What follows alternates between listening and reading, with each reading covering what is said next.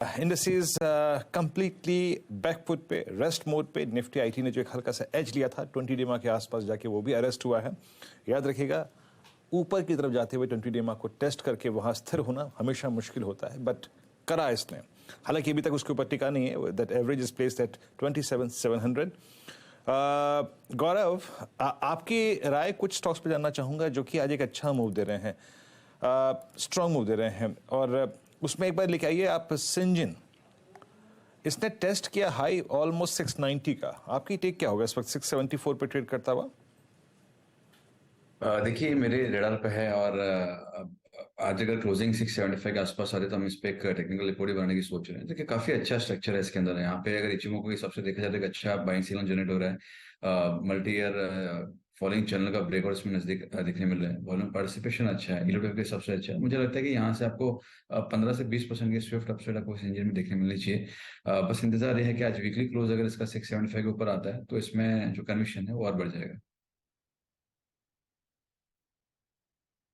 करता हुआ pharma space में ग्लेनमार्क फार्मा को देखिए आप, क्या गजब कम हो गया। आई थिंक मैं जब आज सुबह सुबह टिप्पणी कर रहा था तो एक जगह मैं ये भी बोल गया कि it's I think too late to enter in Glenmark. बहुत तेजी हो चुकी है इसमें। तो जनाब ऐसा कुछ है नहीं। स्टॉक अभी भी 567.80 पे डे हाई पर और करीब करीब 3.25% का गेन है यहाँ पर। गौरव, ये ग्लेनमार्क और ये औरो जा कहाँ रहे हैं पोजिशनली जिनके पास है, अब कहाँ तक का होल्ड करें? 613 तो आपका औरो भी हो गया। औरो में तो फिर भी इनफैक्ट एक पॉज है, बट ग्लेनमार्क में कोई पॉज नहीं है इस वक्त। देखिए, as a matter of fact हमने एक रिपोर्ट निकाली थी अपने क्लाइंट्स के लिए फार्मा स्पेस में, जहाँ पे ये स्टॉक्स हमारे इसमें विश लिस्ट में थे। हमने अभी प्रॉफिट भी इसमें करा है। और फार्मा मेरे लिए ज्यादा इंटरेस्टिंग था क्योंकि अगर आप देखेंगे तो एक 20-22 साल की ट्रेंड ब्रेकआउट हमको नजदीक देखने मिला था। उसको रिटेस्ट करके और फार्मा जो है ऊपर गया है। तो यहाँ से मुझे लग रहा है कि 20-25% अपसाइड आपको और फार्मा में देखने मिल सकती है। यहाँ पे नहीं, लेकिन कोई अगर डिक्लाइन अगर आती है तो काफी एक वर्टिकल रैली हुई है। अगर इसके वीकली चार्ट अगर आप देखेंगे तो 5-6 अगर वीकली कैंडल्स जो देखेंगे एक के बाद एक ऊपर ही बने हैं, तो काफी स्ट्रॉन्ग अपसाइड ऑलरेडी आ चुकी है। बट मुझे लगता है किसी के पास अगर है तो बिल्कुल होल्ड करना चाहिए। और यहाँ से और एक 15-20% की अपसाइड आपको देखने मिल सकती है। यही बात ग्लेनमार्क फार्मा की, तो ये एक रेंज ब्रेकआउट था। उसके टारगेट्स अभी हिट होते हुए नजर आ रहे हैं। तो यहाँ पे फ्रेश एंट्री नहीं बनती, बट प्रेबली अगर 545 अगर सस्टेन अगर होता है तो और आपको यहाँ से 30-40 रुपए देखने मिल सकता है।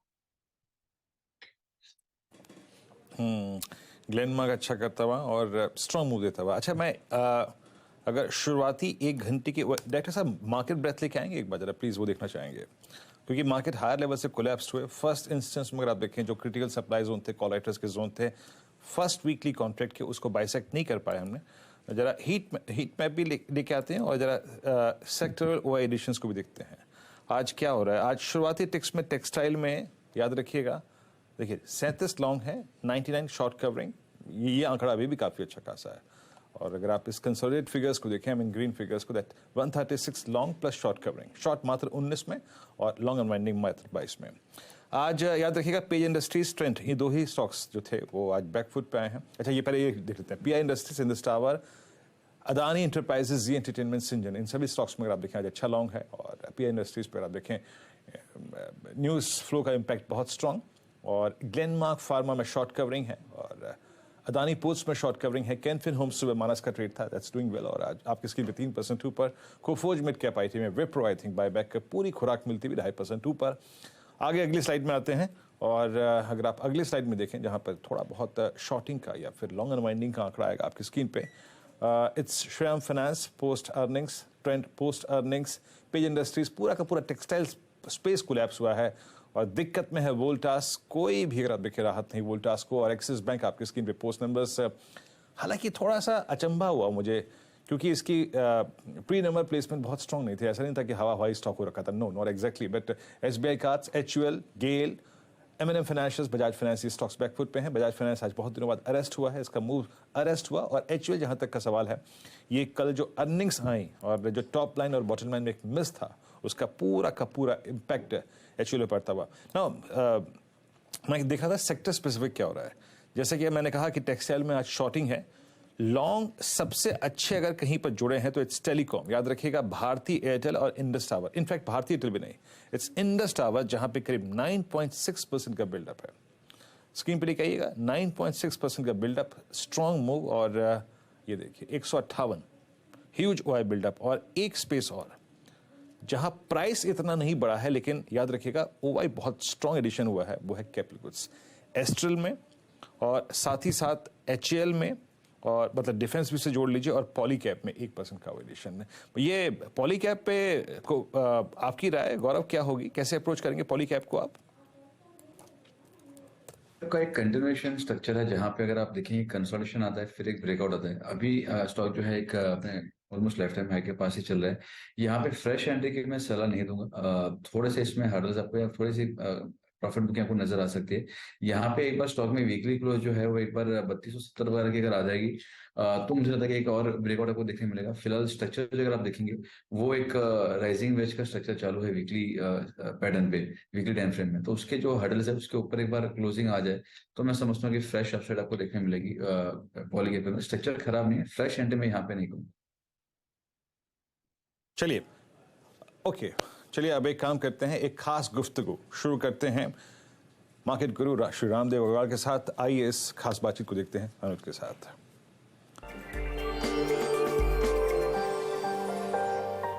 शुक्रिया वीरू। और मार्केट गुरु सीरीज में आज हमारे साथ बहुत खास मेहमान हमारे स्टूडियो में Ramdeo Agrawal, chairman Motilal Oswal financial services, और इंडिया के वॉरेन बफेट के नाम से इनको जाना जाता है। उनसे काफ़ी प्रभावित रहते हैं और वैल्यूएशंस को लेकर काफ़ी इनका फोकस रहता है। मार्केट साइकिल्स को लेकर काफ़ी अच्छी पकड़ रहती है। रामदेव जी के बारे में एक और चीज़, रामदेव जी नॉर्मली मार्केट को डे टू डे पर ट्रैक नहीं करते हैं। कई बार वो उल्टा जब उनसे बात होती है तो पूछते हैं कि अच्छा निफ्टी कहाँ पर है, मुझे पता नहीं है क्योंकि मैं ट्रैक नहीं करता हूँ इसको। रामदेव जी, सबसे पहले तो हमारे लिए समय निकालने के लिए शुक्रिया और खासतौर से हमारे स्टूडियो में आने के लिए शुक्रिया। बहुत इंटरेस्टिंग आप एक चीज़ बोल रहे थे ब्रेक ये जब चर्चा शुरू हुई थी उससे पहले, आप कह रहे थे कि करेंसी को लेकर आपका एक काफ़ी इंटरेस्टिंग व्यू ले रहा है, वो एक बहुत बड़ा ट्रिगर हो सकता है इंडियन मार्केट के लिए। जरा उसको एक्सप्लेन करेंगे प्लीज। देखिए, करंट अकाउंट डेफिसिट जो था इस साल के शुरू में काफ़ी ऊंचा था, बिकॉज यूक्रेन हुआ, ऑयल $95 हो गया, $100 हो गया, थोड़ा एक्सपोर्ट भी थोड़ा स्लो डाउन था। So current account deficit literally 3% के आसपास हो गया, 3-3.5% आसपास। लेकिन धीरे धीरे जैसे जैसे हमारे सर्विसेज एक्सपोर्ट्स पिकअप हुए, इवन मर्चेंडाइज एक्सपोर्ट भी अच्छा किया और ऑयल के दाम भी गिरे, तो वो सब एक साथ हो गया। और अभी क्वार्टर 4 में मेरे ख्याल से प्लस माइनस टाइप का है, like current account deficit is just about may be 0.5% और मे बी फ्लैट और may be one small surplus. That number is I am yet to see. But उसी कारण से क्या हो रहा है कि आपका रुपी जो है, जो हर साल 3-4% गिरता है अगेंस्ट डॉलर, वो हो सकता है कि ये मतलब मैंने कुछ साल के लिए यहीं रुक जाए।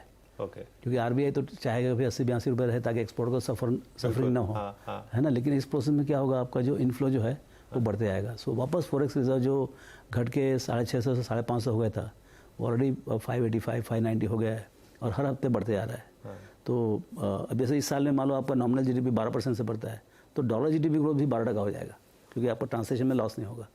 सो आपका परचेजिंग पावर स्टेबल रहेगा, बढ़ेगा तो नहीं लेकिन स्टेबल होगा। इससे इन्फ्लेशन के ऊपर भी अंतर पड़ सकता है, क्योंकि आपका 3-4% जो हर साल डिक्लाइन होता है, इंपोर्ट का कॉस्ट बढ़ता है। हर चीज़ डॉलर है, आपको कंप्यूटर है वो भी इम्पोर्टेड ही है। सो यदि मान लो 4% ना बढ़े भाव बिकॉज ऑफ डिक्लाइन, तो वो उससे कारण से क्या होगा, इन्फ्लेशन ही आपका नीचे हो जाएगा। इन्फ्लेशन नीचे होगा, इंटरेस्ट रेट नीचे हो जाएगा, फिर वो पूरा साइकिल जो है। लेकिन उससे रामदेव जी उसका एक कॉरोलरी है कि जो इंडियन मार्केट का इतना स्ट्रॉन्ग सपोर्ट फैक्टर रहा है पिछले साल तो नहीं, लेकिन ओवरऑल आईटी स्पेस उसकी टेलमेंट खत्म हो गई, लेकिन उससे थोड़ा इम्पैक्ट आएगा उसको लेकर? नहीं, डेफिनेटली कि भाई जो आपका एक्सपोर्ट मान लो 12% से था, ग्रोथ 13% से था ऑन अ बेस ऑफ से 200 बिलियन, तो 12% मतलब 22-25 बिलियन था। ठीक है, 25 बिलियन ही आएगा, 25-27 बिलियन ही एक्स्ट्रा आएगा। सो क्लियरली ग्रोथ रेट जो 12% था वो 7-8% हो जाएगा। सो $2-4-5 बिलियन का वहाँ कमी होगा। लेकिन आपके जो दूसरे सर्विसेज एक्सपोर्ट्स हैं, एंसिलरी बिजनेस सर्विसेज जो कैप्टिव्स खोल रहे हैं बड़े बड़े 50,000 लोग के, 60,000 लोग के, उधर मोमेंटम बहुत ज़्यादा है। सो टोटल सर्विसेज एक्सपोर्ट्स इस साल बहुत सरप्राइजिंग था, 30% के आसपास है, मतलब 250 बिलियन वाला 350 बिलियन हो गया। अब अगले साल services export in total will it go up by 10%, 15%, मेरे को उतना आइडिया नहीं है, but we have to watch as we go forward. Okay, क्योंकि आपने इसकी रुपए की बात की, इसमें एक और इक्वेशन जुड़ जाती है फिर एफआईआईज, क्योंकि एफआईएस के लिए तो म्यूजिक होगा अगर उनको ये लगे कि रुपी डिप्रिशिएट नहीं कर रहा है तो, क्योंकि वो एक उनको एक फाइट करना होता है कि जितना भी वो गेन करेंगे उसमें 4% तो करेंसी डिप्रिशिएशन निकल जाता है। तो क्या, और एक आपने एक चीज मुझे लास्ट टाइम कही थी कि जो एफआईएस की एग्जिट है वो जितनी रही है उससे ज्यादा पेनफुल उनकी री एंट्री होगी। तो आपको लग रहा है कि अगले फिर 2 साल में? हाँ, इन्विटेशन भेज दिया आपने। हाँ इन्विटेशन जा चुका है आपके? इन्विटेशन जा चुका है मेरे हिसाब से।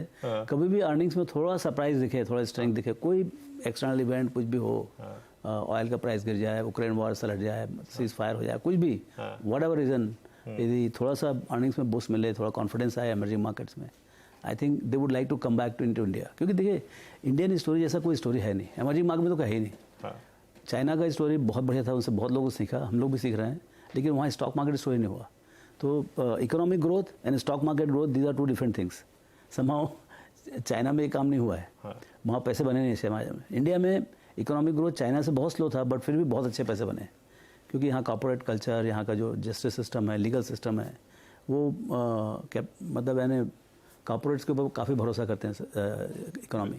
सो मुझे ऐसा लगता है कि ये जो स्टोरी है इंडिया का, ऐसी इतनी बड़ी स्टोरी कहीं पर है नहीं। 3.5 ट्रिलियन से 7 ट्रिलियन 6-7 साल में फ्लैट, ऐसा इतना हाई प्रॉबिलिटी, मतलब 99% प्रॉबिलिटी के साथ में आपका 6 से 7 साल में 3.5 ट्रिलियन और बढ़ना, ऐसा बहुत कम जगह है। तो आपका 10% बनेगा या 12% बनेगा, 15% बनेगा एट इंडेक्स से, वो देखने का है। लेकिन इस टाइप का प्रेडिक्टेबल हाई विजिबिलिटी स्टोरी बहुत कम है। सो एफआईज यदि करेंसी स्टेबल हो गया तो they should be haven for them. Ramdev ji, आप एक बात हमेशा मुझे जो आपकी मुझे अच्छी लगी थी, आपने हमेशा मुझे सिखाई भी थी कि आप कभी भी इन्वेस्टमेंट करते हैं तो एक चीज़ देखते हैं कि डाउनसाइड कितनी है उसमें, उसके बाद वो आपको प्रोटेक्ट करना है, क्योंकि अपसाइड तो अनलिमिटेड होती है। तो इंडियन मार्केट में इस समय यहाँ से आपको डाउनसाइड कितनी लग रही है? क्योंकि हम 16,800 तक गए, मुझे पता आप निफ्टी लेवल्स नहीं ट्रैक करते, लेकिन 16,800 17,000 तक गए और वहां से एक अच्छी रैली हमने 18,000 तक की देखी है। तो क्या ये मान लें कि वो 16,800 17,000 एक बेस रहेगा मार्केट का? आई वुड थिंक सो, क्योंकि देखिए आपका, मैं तो ईपीएस से देखता हूँ भाई, ईपीएस नेक्स्ट ईयर 9.25 से 9.5 भी जा रहा है। ऑप्टिमिस्ट आ रहे 950, पेसिमिस्ट आ रहे 925, तो मतलब समझ लीजिए उसके आसपास ही कहीं पर गिरेगा 930 935 समझ लो आप। तो आपका मतलब you are trading current year 23-24 at less than 20 times, मतलब 18-19 टाइम में आप ट्रेड कर रहे हैं। तो इसमें गमाने का मतलब ठीक है 15-16 भी आ सकता है, आने का तो कुछ भी हो सकता है, लेकिन तो बहुत डाउन साइड बहुत लिमिटेड है, very limited. Up side potential बहुत है, क्योंकि आप इस साल आपका यदि 15-17% ग्रोथ है, अगले साल फिर से उस समय टाइप का ग्रोथ बन रहा है। तो आपका डाउन साइड 10% है, अप साइड 20-25-30% दिख रहा है, इस टाइप का 1:3 का गेप दिख रहा है। ये इनफैक्ट मैं आपकी जो रिसर्च टीम है उनका एक इस बार का नोट पढ़ रहा था अर्निंग्स का, कि काफ़ी क्वार्टर्स के बाद शायद अर्निंग्स अपग्रेड्स स्टार्ट होंगे। आपको कॉन्फिडेंस है? क्योंकि वो एक जो अपग्रेड्स हैं वो एक मिराज रहे हैं हमारे लिए, वो मतलब वो आए नहीं है। हम हर बार कहते हैं कि शायद अर्निंग्स अपग्रेड्स आएंगे, लेकिन आ नहीं रहे हैं। इस बार के क्वार्टर को देख के, एक्सेप्ट आईटी को छोड़कर बाकी देखकर लग रहा है कि शायद अर्निंग्स अपग्रेड्स शायद आ सकते हैं। देखिए इकोनॉमी में टॉप लाइन मोमेंटम तो है, आप देखो इवन 22-23 में 15-16-17% टॉप लाइन ग्रोथ है। प्रॉब्लम वाज द मार्जिन, मतलब कॉस्ट इन्फ्लेशन जो था, कॉमोडिटी इन्फ्लेशन था, वो सब they were not able to pass on corporates. अब धीरे धीरे वो भाव भी बढ़ा रहे हैं और कॉमोडिटी प्राइसेस भी नीचे आते आ रहे हैं। सो मुझे ऐसा लगता है कि मतलब कई कंपनी से हम बात करते हैं, सब लोग बोलते हैं कि sir best the margin is going to be now coming in Q1 Q2 as things are stabilising. And actually कई जगह तो मतलब जैसे फ्रेट था यहाँ से इंडिया से अमेरिका, एयर फ्रेट जो करते थे मेडिसिन वगैरह, earlier that used to be 20-30% premium, now there is a 10-15% discount on the rack rate. So इस टाइप का काफ़ी डिक्लाइन हुआ है कई चीज़ जगह। I hear very few raw material items where actually prices are going up. तो उसी कारण से मुझे लगता है कि बिकॉज इकोनॉमी 6-7% का ग्रोथ है, तो आपको टॉप लाइन तो आएगा, कंजम्पशन आएगा। Whether corporates are pricing power not, that depends on the commodity pricing. ठीक है, अच्छा अब कुछ बड़े सेक्टर्स की बात कर लेते हैं। सबसे पहले बैंकों से शुरुआत करते हैं। बैंकों के नंबर्स फिनोमिनल रहे। आईसीआईसीआई बैंक के नंबर शानदार थे, मतलब एक्सिस के भी नंबर्स ठीक ठाक थे, एचडीएफसी बैंक के नंबर्स भी मतलब कंप्लेन करने वाले नहीं थे। अब एक यहाँ पर जो सवाल उठ रहा है कि क्या ये पीक अर्निंग्स थी बैंकों की, या बैंकों में अभी भी यहाँ से आगे दमखम है?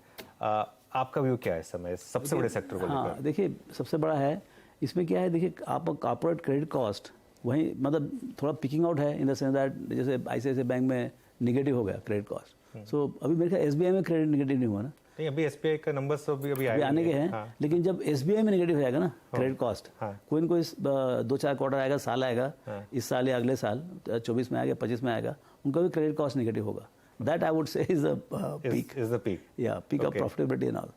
एंड उस समय जो वैल्यूएशन है, अब क्या सब बहुत होशियार भी हो गए हैं तो वैल्यूएशन पहले ही करेक्ट कर दे रहे हैं। ऐसा नहीं है कि पीक प्रॉफिट का पीक वैल्यूएशन है, already valuations are very subdued. तो लेकिन ICICI बैंक वगैरह में तो काफी वैल्यूएशन बढ़ गए हैं अभी, जैसे मतलब 3.54 टाइम्स तक पहुंच गए हम प्राइस टू बुक। नहीं, it's a good valuation, but economic momentum भी है, कोई अल्टरनेटिव नहीं है। अभी भी migration from public sector private sector is on. तो आप कह दीजिए, यदि आप बोलेंगे कि economy is going to grow at 6-6.5% with 5% inflation, तो 11% नॉमिनल GDP ग्रोथ होगा, उसमें 13-14% तो सिस्टम ही ग्रोथ आएगा बैंक का, and this guys are going to gain market share. तो 15-17% टॉप लाइन ग्रोथ में and economy doing well, I still don't see stress. It can surprise you on the upside, मेरे को लगता है। मतलब बहुत ज़्यादा कॉशन पहले ही कर रहे हैं लोग। चलिए, आपने मुझे एक बहुत इंटरेस्टिंग स्टडी पॉइंट दे दिया। SBI की क्रेडिट कॉस्ट जब नेगेटिव होगी तब शायद हम एक पीक पर आएंगे। हाँ, अभी वो नहीं है। मेरे को 2007 का वो एक्सपीरियंस है, 2003 से 7 में। 2003 से 7 में, हाँ, मेरे ख्याल 2007 या 8 में उनका नेगेटिव क्रेडिट कॉस्ट हुआ था, and that was the peak. और उस समय SBI ने सबसे ज्यादा रैली उस फेज में, एक्चुअली SBI ने लीड किया था उस फेज में। मुझे याद है वो कॉर्पोरेट बैंक्स ने काफी अच्छी रैली उस फेज में दिखाई थी। ICICI बैंक की भी मुझे रैली याद है उस समय। और तब तो प्राइवेट सेक्टर कैपेक्स तो पिकअप ही नहीं हुआ है अभी। पहली बार देखो इस क्वार्टर में सब अनाउंस कर रहे हैं। आज मारुति ने क्या बोला, थर्ड प्लांट तो आ ही रहा है, फोर्थ प्लांट उसके पास है। I don't know what they are seeing. Generally they are the people who give one plant, that itself is a big thing. तो थर्ड प्लांट बन ही रहा है, अभी चौथे प्लांट को भी अनाउंस कर रहे हैं। मतलब now they are seeing accelerated demand build up. नहीं, कल इस चीज की बात हो रही थी कि शायद कॉर्पोरेट कैपेक्स फाइनली पिकअप होगा इंडिया में, और उसके कुछ साइंस दिखने लगे अभी यहाँ पर। Announcements are coming. आप L&T से बात करिए, दे फुल इन ऑर्डर्स। सो मुझे लगता है कि फाइनली 2008 में क्या हुआ कि प्राइवेट कैपेक्स जो है वो फ्रंट एंडेड कर दिया। स्टोरी बिलीव किया उन्होंने इंडिया स्टोरी में, and they put up power plant, cement plant, all types of plant, and they got all stuck with you know lot of crisis हो गया। एंड देन उसके बाद court cases, supreme court judgment and all, telecom, so पूरा खराब हो गया, पूरा decade खराब हो गया। बैंक्स के लिए खराब हुआ, कॉर्पोरेट्स के लिए खराब हुआ। अब यहाँ से क्लीन अप चालू हो गया पूरा। IBC कोड हो गया, रेरा हो गया, सब कुछ हो गया। Now clean balance sheet for banks, clean balance sheet for corporates, and unlevered balance sheet for the corporates, and economy is on a higher base is taking off at 5 to 6%, 7%। So मुझे लगता है this is a good story. अभी यार ज़्यादा यहाँ पर caution करने की जरूरत नहीं लगता मुझे। तो ये प्राइस नहीं है आपके हिसाब से? जैसे आपने लार्सन का एग्जांपल दिया, लार्सन में जैसे बहुत बड़ी रैली ऑलरेडी हो चुकी है, तो काफी हद तक प्राइस नहीं है मार्केट में? नहीं यार, मतलब आपको मतलब जो पीक होगा ना कुछ अलग टाइप का, ऐसा डर डर के थोड़ी पीक होगा। अभी तो आपको ज्यादा यूफोरिया जो होता है, ये बात बोल रहा था कि मार्केट में यूफोरिया नहीं है अभी भी, और ये वाली रैली तो बहुत लोगों ने मिस की है। ये वाली रैली तो बहुत लोगों ने मिस की है। आप लोगों को, चार्टिस्ट लोगों को थोड़ा जो टेक्निकल, आप लोगों को समझ में आता है कि मार्केट का बिहेव कैसा रहेगा, इन्वेस्टर का बिहेव कैसा रहेगा, क्योंकि अब ये है कि डिसरप्शन नहीं होना चाहिए इकोनॉमी में। जब भी मतलब हमारे यहाँ कोई न कोई हिसाब से, इंटरनल और एक्सटर्नल के हिसाब से डिसरप्शन हो जाता है। If there is no disruption from, at least internally we don't disrupt ourselves and we build on the growth, then I think somewhere operating leverage will work in such a way कि there will be rapid increase in the earning। मतलब कोई साल आएगा 1-2 साल के बाद से, if not 24-25 में, कि जब कॉर्पोरेट अर्निंग्स 25% से बढ़ जाएगा। ओके, या बिकॉज ऑपरेटिंग लीवरेज बहुत जोर से काम करेगा उस समय। हाँ। और ये लार्जली डोमेस्टिक ड्रिवन रहेगा, जैसे ऑटोज, कंजम्पशन, ये सब? I would think so। और इसमें लार्जली अर्बन रहेगा या रूरल भी पार्टिसिपेट करेगा आपके साथ? रूरल पार्टिसिपेट करना एकदम जरूरी है। I think that's where the demand slackness is there, and मेरे ख्याल से authorities should see if they can help building up demand in terms of making their things cheaper. I mean जैसे cement है, 28% GST है, तो should be rethink.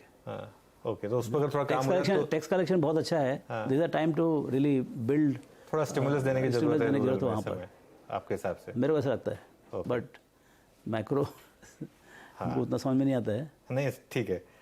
तो रामदेव जी, ये तो खैर एक बड़ी सेक्टर की बात होगी। एक दूसरा बड़ा सेक्टर, उसकी हमने एक थोड़ी सी चर्चा की थी, वो सिर्फ डॉलर रुपये को लेकर, लेकिन IT, आपने इतने साल ये साइकिल्स ट्रैक की होंगी। हिस्टोरिकली इन्फोसिस जैसे स्टॉक जब भी 35-40% गिरते हैं, एक पोर्टफोलियो में अगर आप उनको एक्यूमुलेट करें तो अगले 3-4 साल में अच्छा रिटर्न्स देते हैं। इस बार भी आपको लगता है वही स्टोरी प्ले आउट होगी, या इस बार आपको यूएस मार्केट देखकर या इन कंपनियों की बॉडी लैंग्वेज देखकर थोड़ा डर लग रहा है, खासतौर से जो इन्फोसिस ने जिस तरीके से हाउलर नंबर्स दिए थे उसके बाद? देखिए ये मतलब बड़ी कंपनीज हैं, बहुत बड़ा सेक्टर हो गया है, 200-250 बिलियन डॉलर का एक्सपोर्ट हो गया है, so we are the large players in the global economy.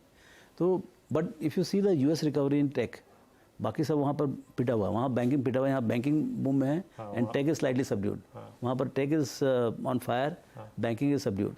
तो मेरे ख्याल से India might be the only country where banking will be in the peak and tech will do okay at least for next 12 months, and then whatever happens to the global economy and demand pick up, because it's a very dynamic thing। अब जैसे अभी ये chat GPT सब AI machine learning ये सब बहुत सारी नई नई चीज़ें आ रही हैं, सो अल्टीमेटली तो करना तो इनका ही है, इंडियन कंपनीज ही सब और एप्लीकेशन बहुत बढ़ेंगे। सो मतलब अलग स्किल्स चाहिए। So again young new guys who are coming, they will be skilled in this newer things and again they will at the service of global corporates. So opportunity is actually there, and but right now coming out of COVID and whatever has happened to US and all, there is little what do you call forbearance on making huge capital commitment by the corporates. So एक आध साल का slow down हो सकता है। तो इस एक आध साल में क्या एक्यूमुलेट किया जाए कि आप पर्सनली पोर्टफोलियो में ऐड करेंगे आईटी स्टॉक्स को इस समय? या यदि कोई स्टॉक समझ में आता है, उसका वैल्यूएशन हैज़ बिकम रीजनेबल, क्योंकि they are terrific companies, terrific business model, इतना फ्री कैश फ्लो है कि जैसे विप्रो इतना स्लो डाउन है फिर भी दे आर बाइंग बैक, तो ये तो कैश मशीन है सब एक्चुअली।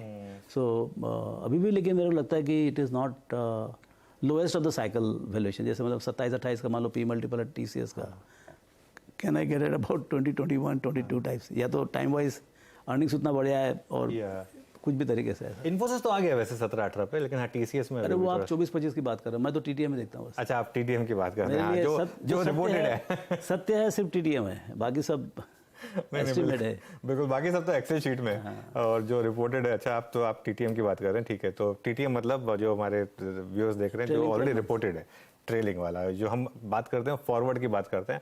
अब 24 या 25 में क्या EPS आएगा खुद कंपनियों को नहीं पता, तो हम कहाँ से गेस करेंगे।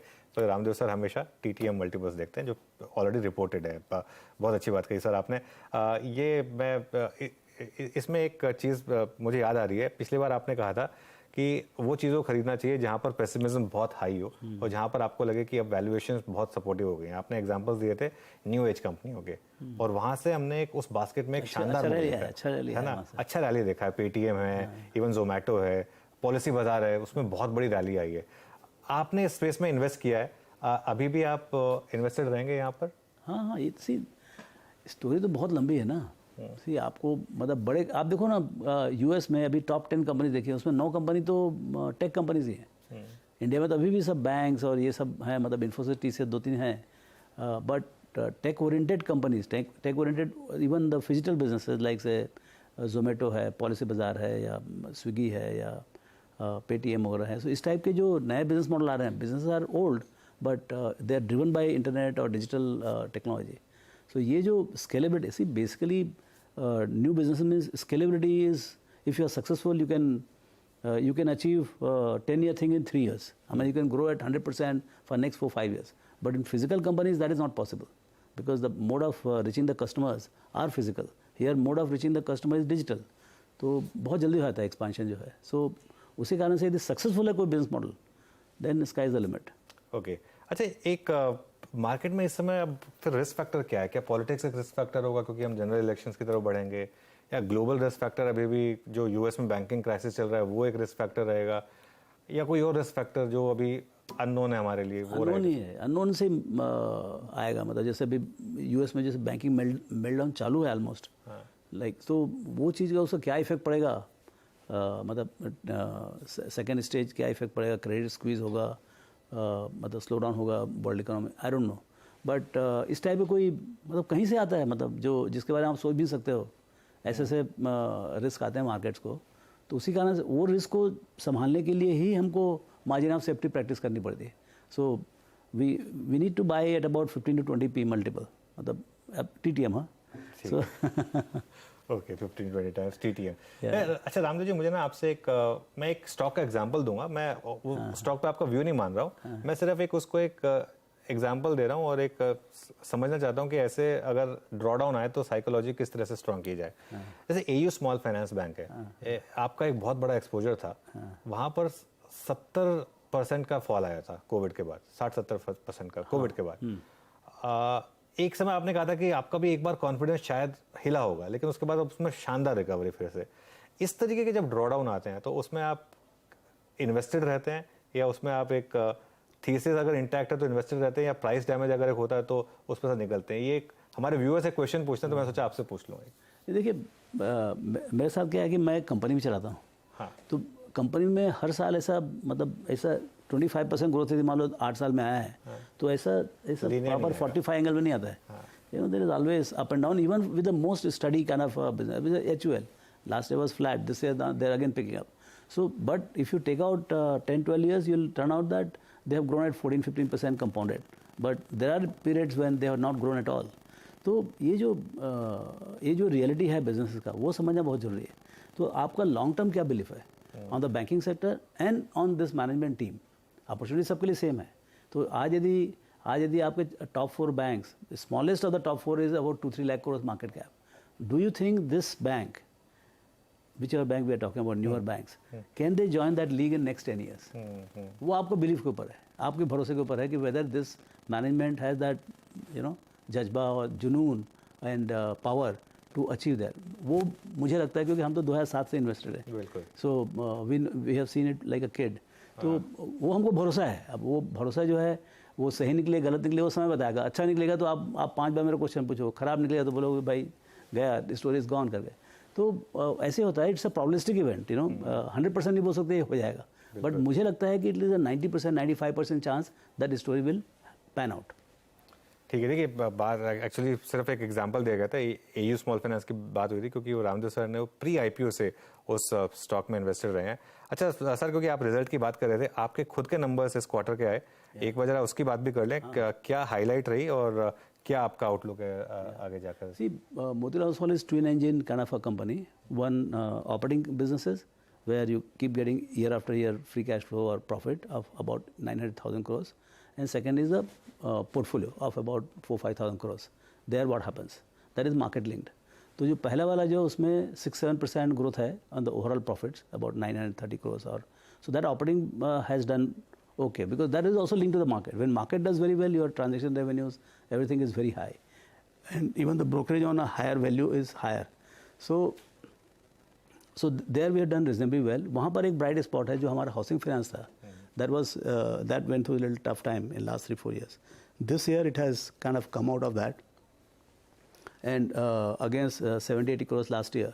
This year we have done about 135 crores profit. So that's one bright spot among the portfolio of the businesses where now things are looking good. I mean, in the backdrop of entire credit market, this is looking good, very robust. So that is one highlight I would say. And I think in the current year also it will lead the pack in terms of earnings coming from this thing. Portfolio side, market was flat, this is also flat. As the market does very well, I think even that engine will fire up, and maybe my product should do better. So all in all, we do about 15-20% across the portfolio. So typically, if you see from 2015, since we had the new strategy, हमारा जो net worth growth है, वो compounded way में it was above 20%, 23-24%. तो इस साल करीब 11-12% है.